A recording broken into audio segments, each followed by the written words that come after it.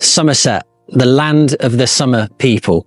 This is lush countryside, verdant green and hedgerows everywhere.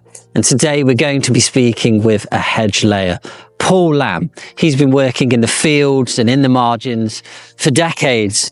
Recently, he was picked up by a literary agent and has published Of Thorn and Briar, a year with the West Country Hedgelayer. This has been a smash hit. His social media has grown rapidly and it's just lovely. He talks about the hedgerows with such authenticity and passion. At Sherlock Pages, our bookshop, we have the tagline, "Long live the hedgerows," because we believe that their cultural value, their biodiversity value represents everything that we want to be about as a shop. That represents our passions. But we often get the question, what is a hedgerow? Why are they so important to you and to the country? So we thought we'd travel down here to the far side of Somerset and ask Paul all about those questions. What is a hedgerow? What's the history of hedgerows? How did he get into being a hedge layer? And also, of course, about his book. Paul is fascinating to talk to. I really hope you enjoy this episode. So we are on the edge of the district known as Sedgemoor, and we're just really in the shadow of the Quantock Hills here in Somerset. Down in Somerset. And we drove here from Frome, where Sherlock Pages is, probably about an hour long drive, a bit more in the morning traffic. And we passed by, icons of England like Glastonbury Tor. And Somerset has a certain vibe to it, doesn't it? How would you describe that to someone who doesn't know England at all? Yeah, to me, Somerset feels old.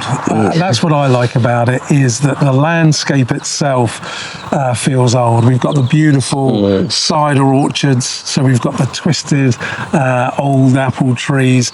There really is that old English heritage, that feeling of tradition that I think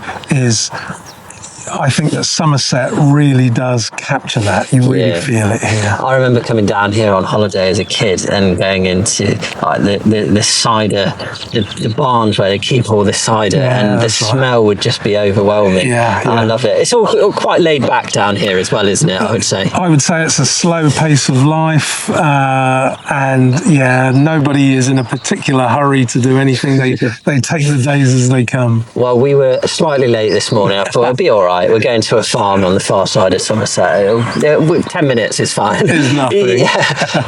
And talking about it being old in feel, well, you just showed us around the farmhouse, late 15th century. That's right. We rescued a rook from the chapel, and it did get out. We didn't know how long it had been in there. So we will show you that later in the video.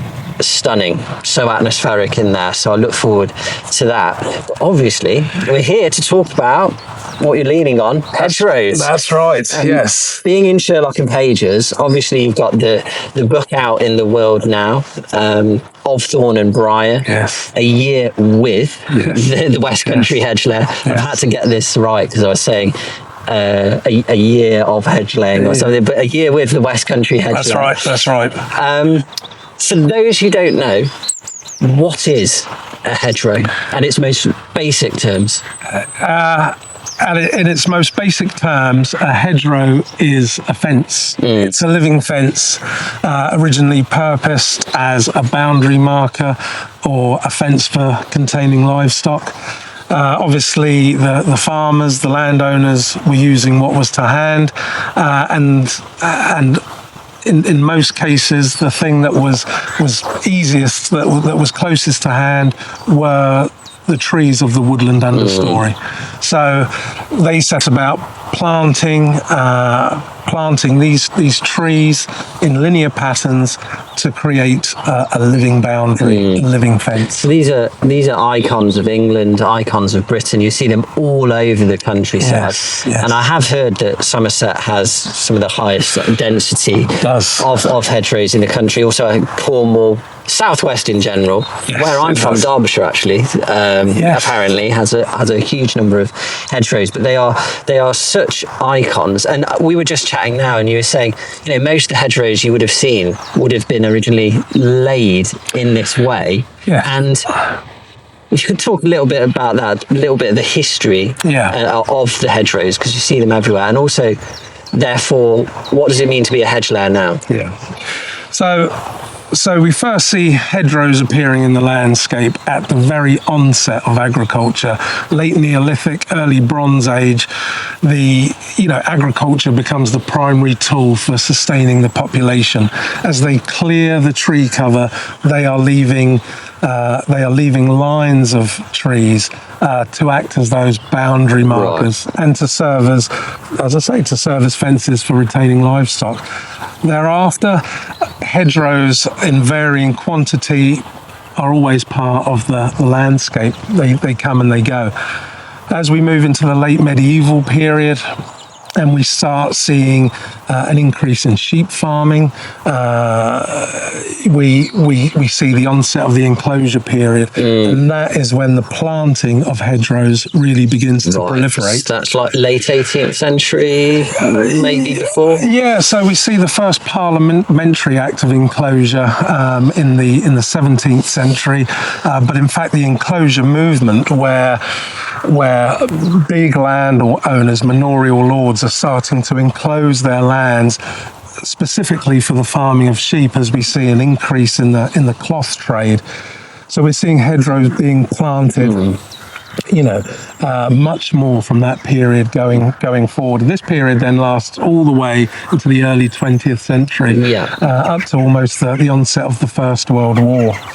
So hedgerows were planted by rural labourers would go into the woodland, and they are going to be finding saplings and planting those in linear patterns to act as these fences and boundary markers. And the actual trees that are in the hedgerows, do these vary greatly by region? Yeah, so they do. So it's region to region. It's dictated to by the availability of what's available. As the momentum increases and it becomes necessary to set up nurseries in the countryside, then hawthorn quickly becomes the favoured plant. Okay. Hawthorn grows quickly, it's thorny, spiky, makes an excellent hedgerow, an excellent deterrent to livestock. Okay, and what are you doing now as a hedge layer, and how are you finding jobs? So hedge laying, it becomes the method, the technique for managing hedgerows, to see them kept in a condition suitable for purpose, to see them thick and dense. Rural labourers would have gone to work in the autumn after the harvest, and they would have set about laying the hedges. The craft all but dies out in the latter part of the 20th century. Hedgerows become less popular as a means for retaining livestock. We're seeing wire fencing become the primary tool for containing livestock. As agriculture is mechanized, farm machinery becomes larger, agriculture becomes more intensified, hedgerows are lost. In half of all hedgerows are lost in the second half of the... Tens of thousands of miles. Grubbed up. After the war. After the war. Food production becomes paramount at all costs. Yeah. So vast numbers of hedgerows are just ripped up, burnt on the bonfire, grubbed out, the land put to the plough. And so the craft for maintaining them all but dies out. Yeah. All but dies out. It's a small handful of country people who realise the importance of hedgerows, that keep on and show their craft at agricultural shows, perhaps have competitions, that just about keeps the craft. So it is almost like an artisan craft survival of those skills. It really is. What was once common knowledge to the countryman and the agricultural labourer all but dies out and is just held on to by a fraction, by a small handful of people passionate about rural craft and British heritage. Then what we see is, as we see our biodiversity plummet, people become aware of the demise of farmland wildlife, particularly our farmland bird species. We realise how important hedgerows are for their habitat value. Well, because it's April now when we're Yes. filming this, so this will be the start of the nesting season, right? And you must be noticing changes to the hedgerows right now. I absolutely am. So the hedgerow is, as you can see, it's putting on this new growth. We're just coming to the end of the blackthorn blossoming. The blackthorn is one of the first plants to blossom in the hedgerow, provides an excellent food source for our early pollinators. So the blackthorn blossom is nearly gone, but this will soon be followed by the hawthorn blossom, the May blossom, May being perhaps the most celebrated month. And that's one of the things for pollinators, isn't it? Keeping the season absolutely consistent, so that, well, you know, it's changing, but there's always a food there's source. Always something. We're going to have the blackthorn blossom, then we're going to have the May blossom, then we're going to have the elderflower blossoming, we're going to have the dog rose, we're going to have the brambles coming into blossom. As the blossoms come to an end in the summer, then it's going to be the autumnal fruits that pick up the baton, and we're going to see the hawthorn berries begin to ripen, the sloes on the blackthorn, the rose hips, the blackberries, obviously. You know, so apart from shelter and cover for our wildlife, nesting sites, cover for small mammals, it is sustaining our pollinators, our birds, our small mammals. I've got so many questions. I was thinking it's going to be hard to interview today because it's kind of where to start, where to finish. But just carrying on the history, then we've gone through the history, we've gone through that post-war decline. There's a small amount of people keeping these skills alive. How did you come into acquiring these very rare skills and then starting to get contracts that you talk about in the book for doing jobs? So I leave school, I'm looking for employment outside and in the countryside. I'm drawn naturally to a woodland environment where certainly I feel most comfortable and enjoy working. And as I learn the different skills of the woodland worker, hedge laying is one of those skills. As I'm learning it in the mid-90s, as a young man, aged 21, I'm told that this is a skill that has all but disappeared. Right. And where is this? This is in Dorset, in southwest England. But it is, however, a skill that is still required. There were years perhaps that I would spend a whole year and not lay a hedge. And then I may pick up one or two jobs and then I might not do any for another year or two. Right. But hedge laying for me was always my favourite employment because, you know, I enjoyed the structure that I was creating. I loved the creativity of it. I loved the heritage and the tradition of it. And I loved the feeling that I was somehow picking up a baton for those country people of the past that had worked on these ancient boundaries. So as time goes on and people are becoming more aware of the conservation benefits of hedgerows, so I see a gradual increase in the amount of work until in the last 10 years. So we're saying from around 2015, suddenly I find that so long as I don't mind travelling for the work, I'm able to keep busy throughout the whole winter season. A renewed awareness of how valuable these are, and you're seeing farmers go back to these practices.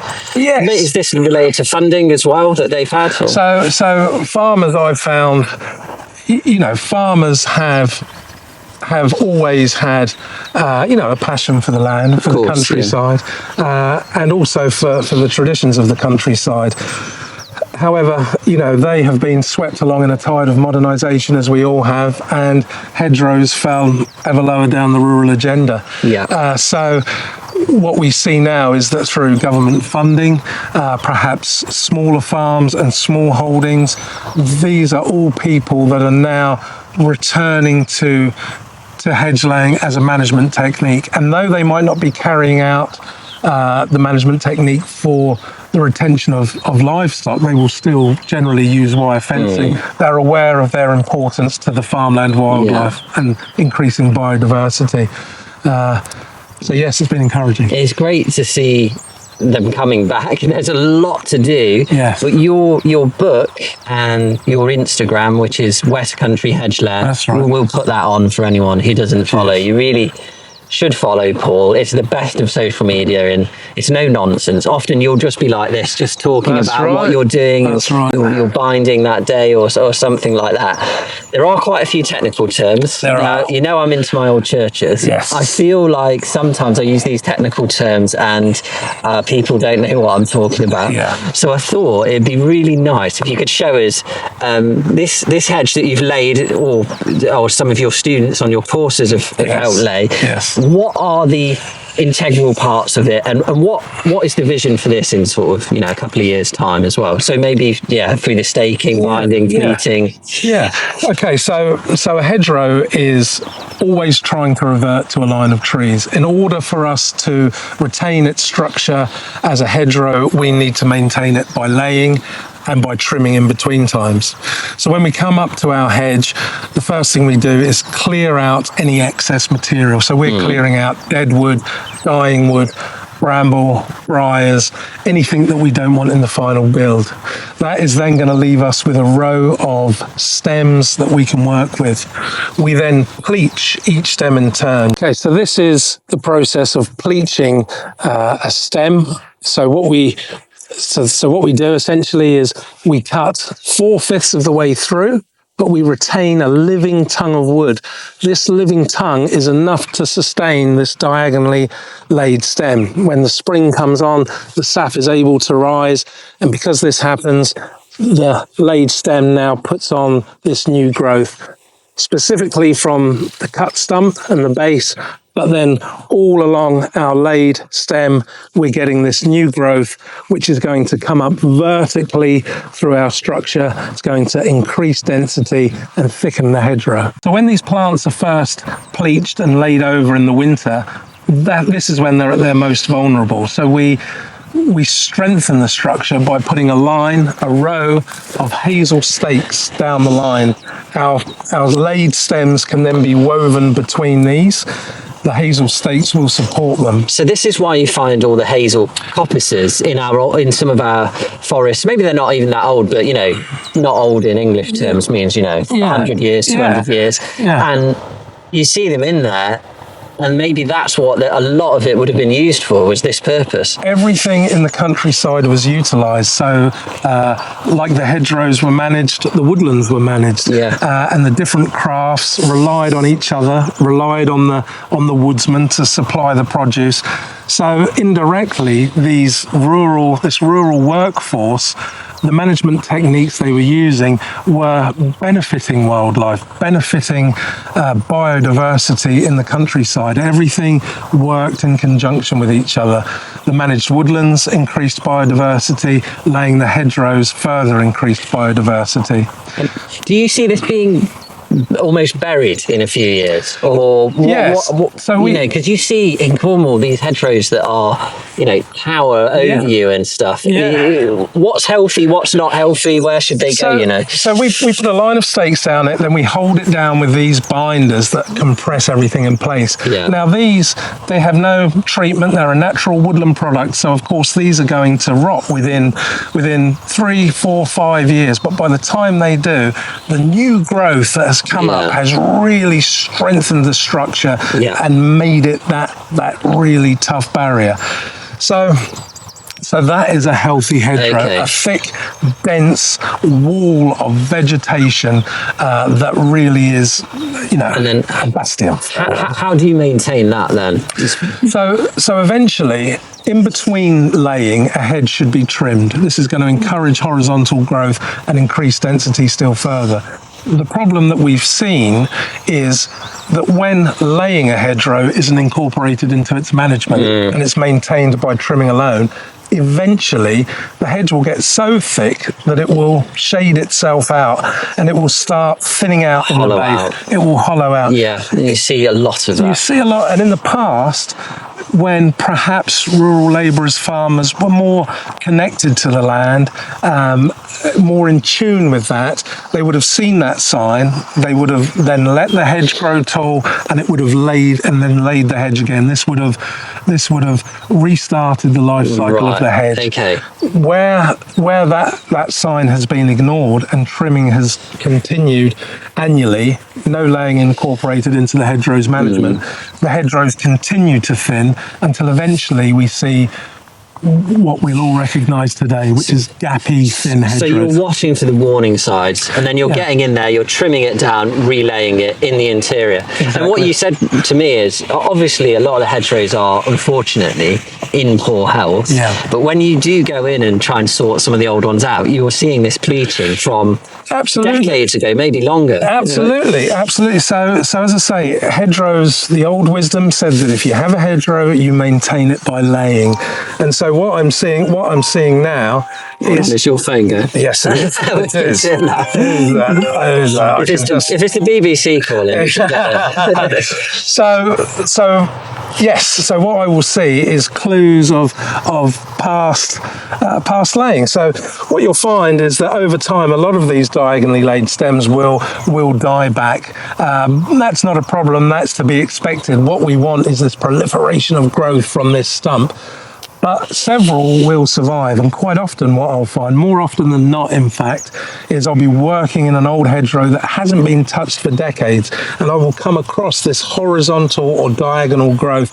Quite often in the book I talk of one the size of a gatepost where it survived in its horizontal or diagonal form, and that really is a clue to those people that worked on it last, and as I say in the book, likely the first half of last century, likely between the wars. That's quite profound, isn't it? Because some of those blokes probably went off to the wars, and you're thinking, you know, now you're back on what they planted, and in Mells, in the very far side of Somerset, where we are, on the War Memorial there, it has these lines that these men are.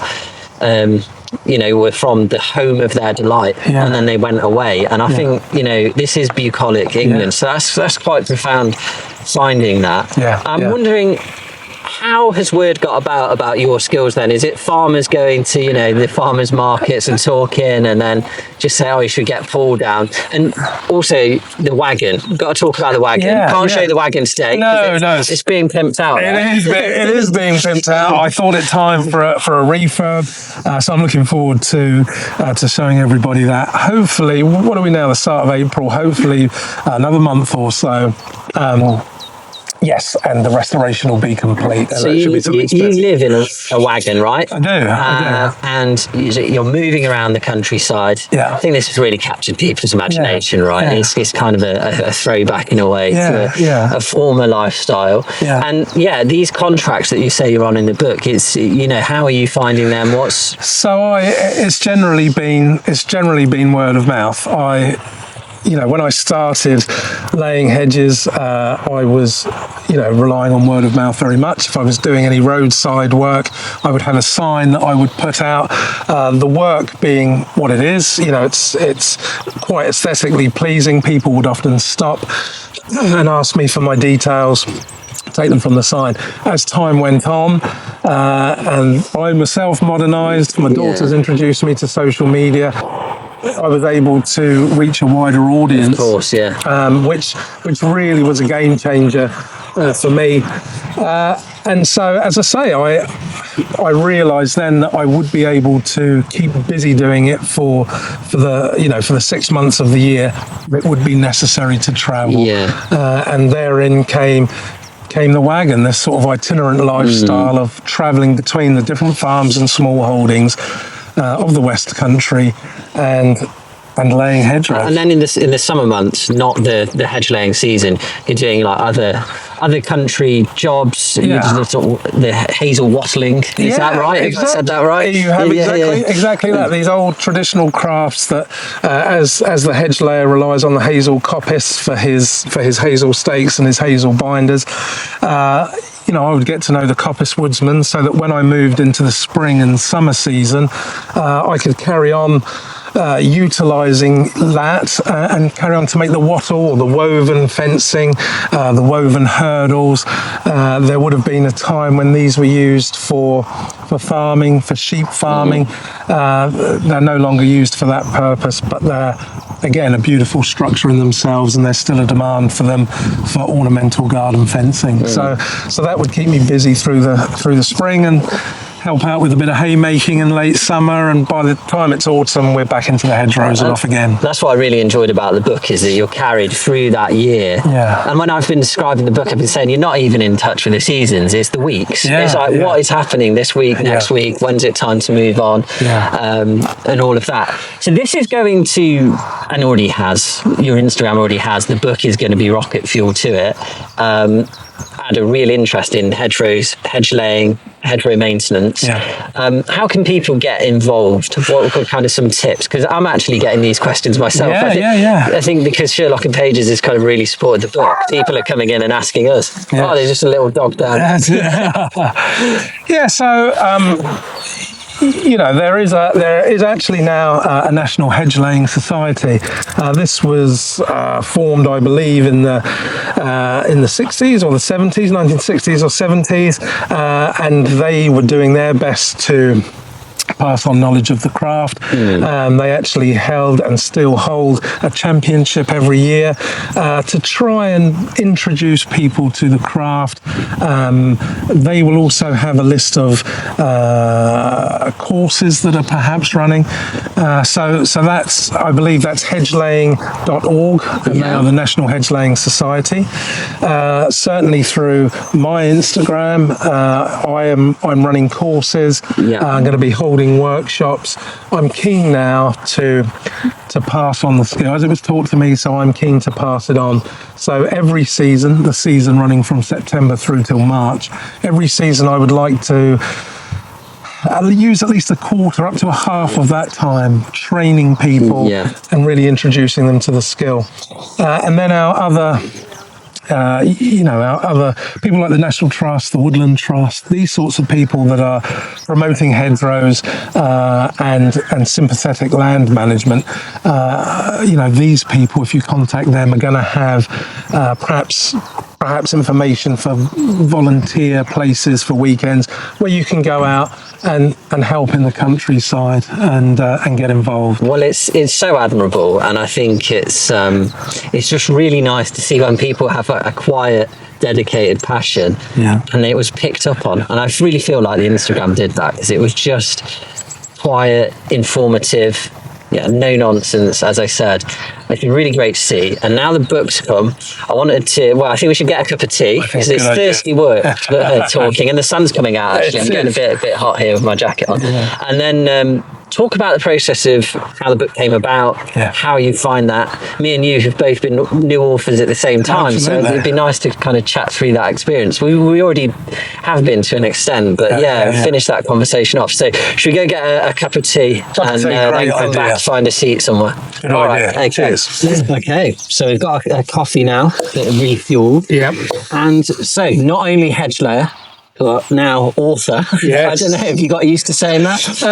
I haven't really. I haven't. Certainly I enjoyed the process very much in writing of the book, but certainly author still feels like certainly a title that I'm not used to. But the writing is fantastic. I said when I was doing some promotional stuff on social media for it at Sherlock and Pages at the bookshop, I say you can really hear your voice in the writing, and I actually revisited the book after meeting you at the London Book Fair, and that was just really nice, because I was kind of reading it with your voice in my mind. But you've also done an audio book, right? I have done an audio book, so I was very pleased when I'd written the book, and of course, as I say, you open yourself up, you lay yourself bare, apart from hedgerows and hedge laying and all the benefits of that. I also talk about relationships and my children and my thoughts and feelings on our countryside, perhaps life in general. And it's kind of, I feel like it's prophetic that I'm here. I feel like I'm meant to be here our tagline at Sherlock and Pages when I created the shop was "Long live the Hedgerows." Yeah. I don't know if I knew anything about you or your account then. It was probably around that time that I started following. But we just felt that Hedgerows represented everything that we wanted to be about as a shop. So that is the cultural heritage, the biodiversity, the kind of skill and craft of doing things properly, like the old ways. Yeah. So that's why we chose this tagline, "Long live the Hedgerows."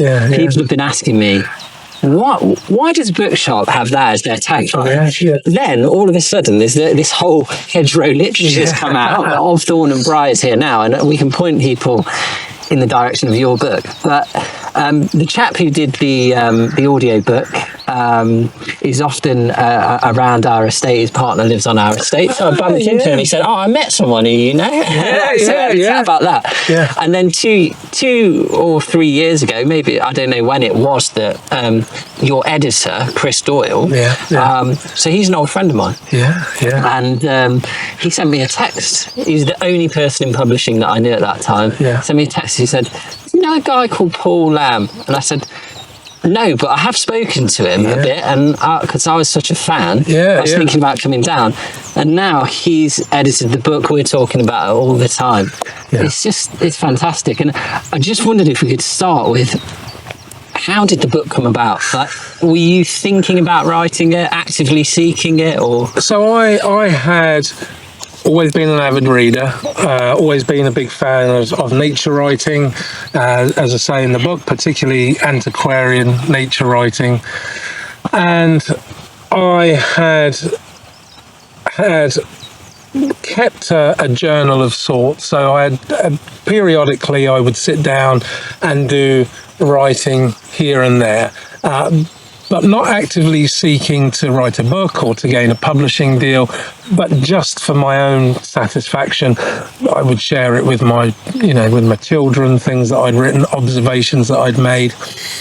I received a message via Instagram from an author, a woman called Lara Maitland. Yeah, we know well at Sherlock and Pages, And Lara explained that she was a published author. She'd been a Sunday Times bestseller, a New York Times bestseller, that she was living in London.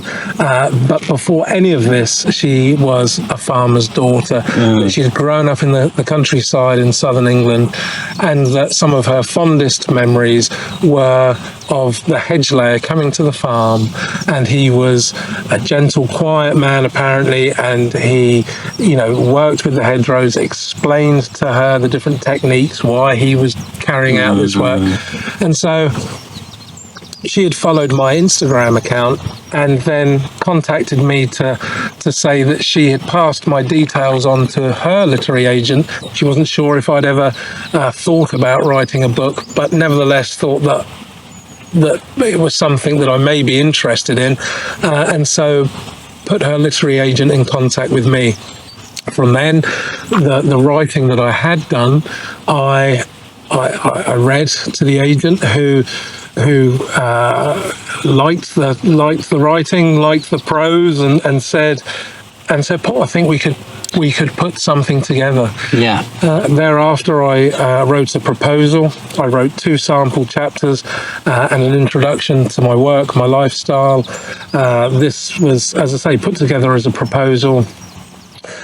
We approached publishers in London, and it caused some excitement. They were keen to. This all happens quite quickly, right? That was my experience as well. But really, really quickly, I set up a social media account because I'm keen to promote my work. I see social media as a tool that can help me reach a wider audience, advertising essentially, to promote not just my work but Hedgerows, our countryside, and in general. So to go from that to having the opportunity to speak directly to a literary agent, and to then being able to explain to her the passion I had for my work, for our countryside, and then given the opportunity to give a proposal my best shot, it was unexpected. It was quite a quick process. I found myself over the period of just a few months, it seemed, from working in the hedgerows and keeping my head down, keeping myself to myself, to travelling to London to go and meet some of the, to go to some of the publishing houses, meet different editors in central London, and hear them talking about my writing and my life and something that I was so passionate about, and hear that they were keen to publish that and bring it to a wider audience was surreal. Yeah, was something I was keen to embrace, but something far from expected. I feel like when we saw you at the London Book Fair, we kind of caught the tail end of that surreal period, because that was a world away from here, Absolutely. from the fields of Somerset. Absolutely. And you're right. Actually, the London Book Fair was overwhelming. Yes. I think for anyone. Yeah. But for someone who's used to being in the fields and the hedgerows on their own, often working in the quiet, it must have been quite overwhelming. And you were speaking to the booksellers who are members of the Booksellers Association. So we were there, Sherlock and Pages. Can you just talk a little bit about how you found getting used to the public speaking side? Because it's something I've found. I would have said a couple of weeks ago, difficult. Yeah. Now I've started to relax and enjoy it a little bit. So I found I've always worked in the woods and the hedges, and although I enjoy conversation, enjoy talking, it's been very much between farmers, woodsmen, country people that I know, people that I feel comfortable with. Certainly, I'd never done any kind of public speaking. I've never talked at an event, at a wedding or a funeral, at anything like that. Wow. Hadn't done anything. So I was so excited to get the publishing deal and write the book and have the opportunity to write about something that meant such a lot to me. But I was aware from the start, when I'd secured the deal with Simon & Schuster, I was aware that there was an agenda for promotion of the book. Yeah, and it comes with the territory. It comes with the territory, and that was always at the back of my mind. So the London Book Fair was the first of those events. To me, it felt a bit like a baptism of fire, because it was quite intense. It was going, as you say, from the sleepy backwaters of Somerset and this slow, quiet pace of life into the hubbub of London, into one of the bigger events of the literary calendar, and talking in front of 100 people or thereabouts. So for me, it was intimidating. I was full of apprehension and fearful. If I'm being honest, I wasn't looking forward to it. I was also aware that this was an opportunity for me that was unexpected, and an opportunity that would allow me that would perhaps take me on a new journey, one that I was keen to embrace. So I had the choice. Of course, I wasn't forced to do anything, and I knew that if I had felt very uncomfortable, I would have been perfectly within my rights to turn that down. But no, I went, and I'd been shown such support by Simon & Schuster. I felt it was the least I could do to repay them and do my best for them. So I did the talk. I found that the response was positive. It was only a short talk, quarter of an hour. Yeah. But I must say that at the end of that 15 minutes, when the audience thanked me and clapped, I felt a good amount of relief. Yeah. But I also felt satisfaction, and certainly I was pleased that I had done that. Yeah.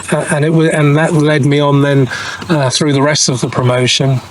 I went on to do 5 or 6 talks over that period, and as you say, with each one it became easier, and I found that talking about something that talking about something that's close to your heart is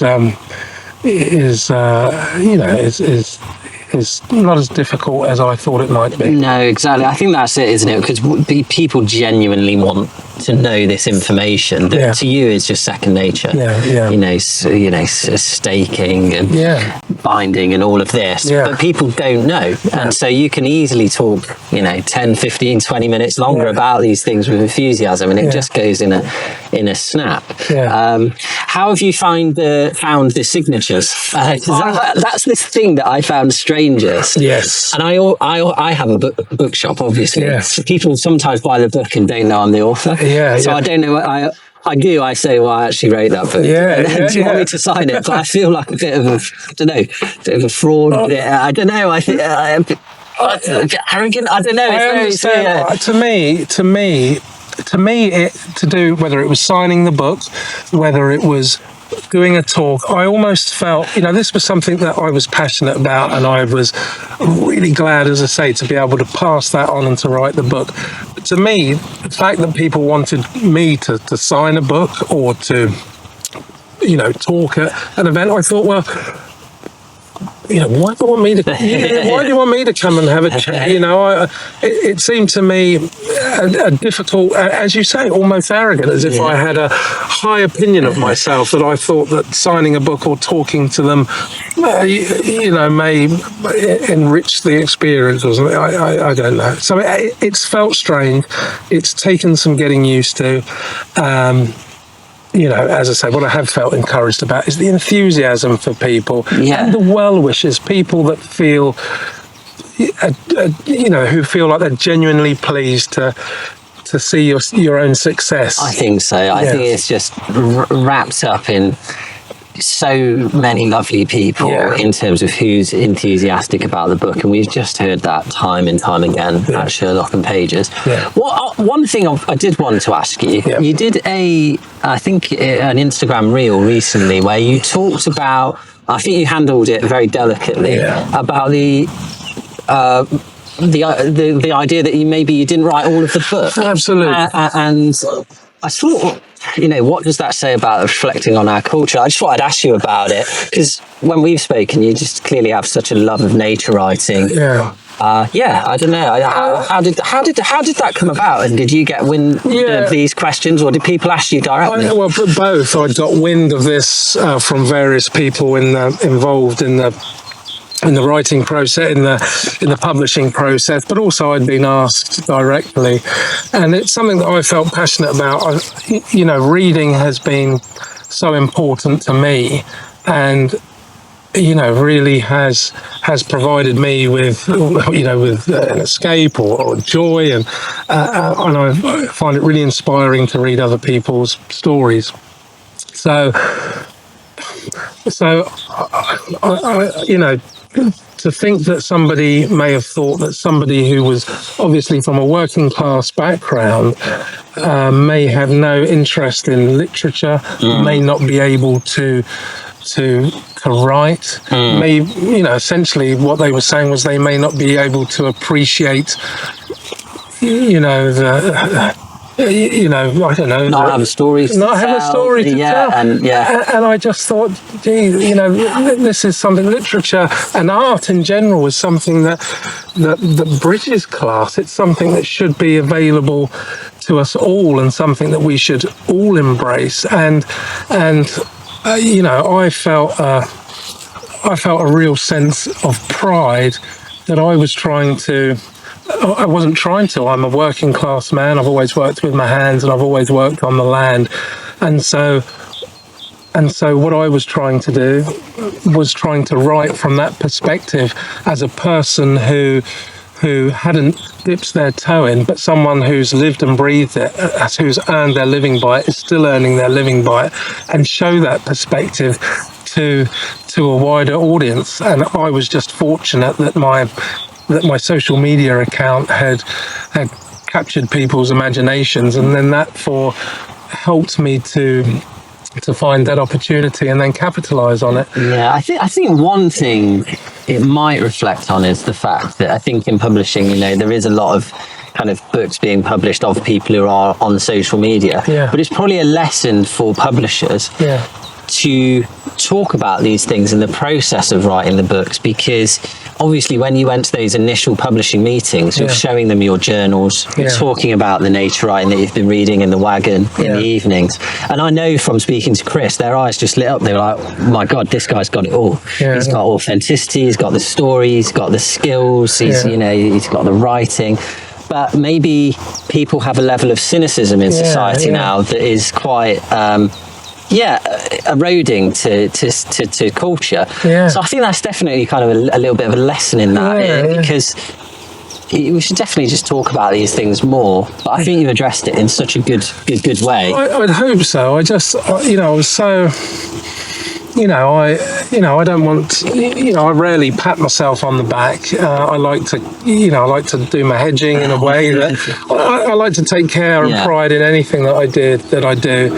And the writing of the book was no different. And as I've said in the past, I really put my heart and soul into it. And I just felt that, and as you say, I get it, that perhaps bigger social media personalities, for want of a better word, people have, cashed in on that and they've had books. So I get that, but certainly I just wanted to put that to bed. I think you have, and you've had the last laugh, because you are a Sunday Times bestseller, right? Unbelievable. And we can say this now, because this will be published after, but this is on the Friday before the Sunday when you will see your name in the magazine. So how did that feel when you got that news? Well, it felt amazing. If the whole process has been unexpected but hugely enjoyable, to reach the bestseller list has been the icing on the cake. I've enjoyed the whole journey so much. The promotion that took me out of my comfort zone, that introduced me to so many new people, was fantastic. Never did I imagine that the book would reach the bestseller list. That really has been the icing on the cake. No one can take that away now from you. And I must congratulate you, because of course your book made the bestseller list as well. So I didn't want to say. Well, congrats. Congratulations, because yes, great to see. If I was being picky as number 7, no. We'll do number 1 with the next one. Let's see. Someone in the shop actually said to me, congrats, and I said, well, I didn't make the top 5, did it? But I was completely and utterly joking. We actually joked, and I think there's similarities here in this, that when I was writing the book, I said, well, it won't be a book bestseller because it's about old churches. But I was just doing it for the passion. And I can imagine like a book about hedgerows. I think 5 or 10 years ago, I don't think there would have been the appetite that there is now. But something's changed. Although there's a lot of crap in the world, to be honest, let's face it at the moment. Really. I think there's a real appetite for authenticity, for caring about the environment, doing things properly, and getting back to the old ways in a way. And I did bring you something actually, but it's just in the car, so I got to go and get it. So wait a moment. For your book. Now, if you've read this, let me know. You can pass it on to someone. But I was in Sherlock Pages. This is Holloway by Robert McFarlane, Stanley Donwood, and Dan Richards. I'll just put it there for the camera. Really beautifully illustrated. And I just imagined you sitting in the wagon reading that. And this is all about Holloways, which you must know about. I do know about Holloways. And I thought it would be a lovely little read, and maybe help some words to fuel future projects. Absolutely. So I wondered what might come next for the best-selling author Paul Land. Well, I'm keen. As I say, I'm really keen to, as it says in the book of Thorn and Briar, as it says, I'm keen to pass on the skills. So I'm keen to do more courses, to carry on promoting hedgerows, to carry on promoting countryside. I'd love to think that a younger generation will be as enthusiastic as I have been to pick up the baton and to really, make a difference, become the next custodians of the land. As far as writing is concerned, as I say, I've always had a passion for reading. Writing is something that I've always done. to reach the bestseller list has been beyond all expectations, and certainly I do intend to write again, and I would hope that there will be another published book. We're definitely getting questions about your courses, and I'm sure other bookshops are as well. I think because we're in the southwest, it's kind of associated. And then I think there's room definitely for some sort of practical guide as well. I think people would love it, and it could last for many years, and be there. And could be where we are is so beautiful with some really great photographs. But anyway, that's for other people. I'm sure there'll be many projects ahead. But I just want to say thanks for having us. Thanks for taking the time, because I know how busy it's been. I hope you get some downtime now and can rest up. And I must say, it's an absolute pleasure, Luke. And I must, as I say, congratulate you on the book, congratulate you on the success of the shop, and wish you all the best going forward. Hopefully we can get you down to Frome at some point, and maybe we can do something together, because honestly, there are so many of our readers at Sherlock Pages who just want to hear these stories, and it's really nice. So cheers, Paul. Cheers, Luke. Cheers. Thank you. Wonderful to be able to spend so much time with Paul. I know that everybody seemingly has wanted a piece of him at the moment. I heard that he was on the BBC last night. He was on BBC Radio 4 a week ago or so. So really, really lucky. And I'm super pleased that the book is doing so well. And I'm sure it will continue to do so for many years to come. He's a real inspiration. But before we finish the episode, I couldn't leave without showing you the old house here at Blackmoor Farm. This dates back to the 1480s, back to the Wars of the Roses. And the atmosphere in here is really special. Me and Sam, the cameraman who sometimes does some work for Sherlock and Pages, were looking at each other because the gloom in here, the sense of the ages, was sensational. And it's really hard to convey to you on camera because we had to increase the light levels a little bit. The sense of mystery of creeping around these corners. And in this room here on the wall is actually an eel pike. So this would have been used centuries ago to grab eels out of the Somerset levels, out of the marshy rivers of the Somerset levels. Now we're going into the chapel, which I was excited about, of course. Built in the Perpendicular Gothic style. When we first went in, there was a rook, a blackbird, flitting about, and we managed to get it out. We opened the door. They're not stupid, those birds, but we don't know how long it had been in there. Huge thanks to Paul again. What adventures he has, as you can see here. All that's left for me to say is long live the Hedgerows, long live Blackmoor Farm.